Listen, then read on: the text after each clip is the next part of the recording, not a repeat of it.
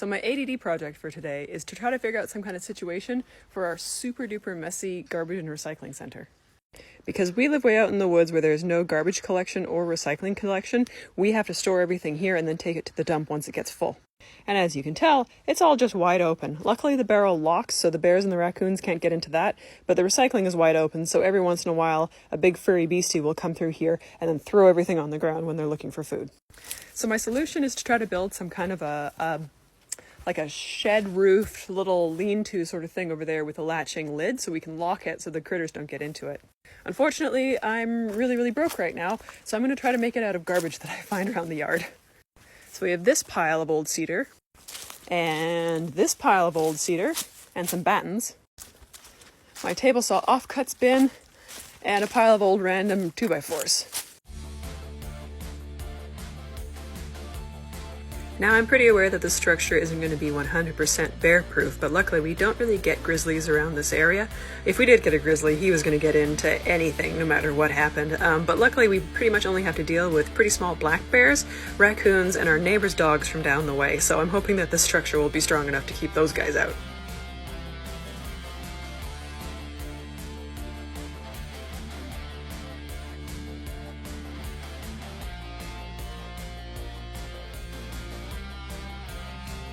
I just wanted to interject on this montage to teach you something about board and batten siding.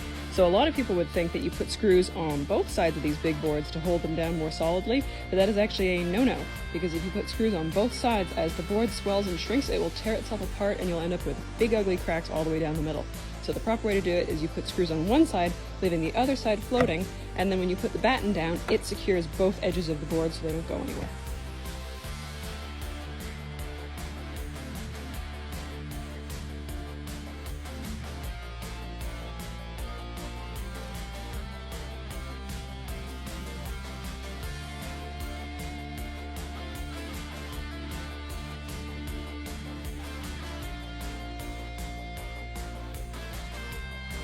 So this is what I've ended up with.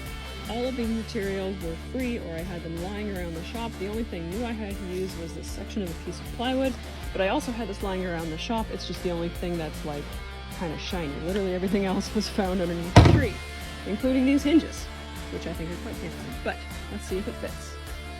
So here it is in position, and I'm thinking that what I actually want to do is I want to shingle this door right here, because otherwise it just looks kind of out of place.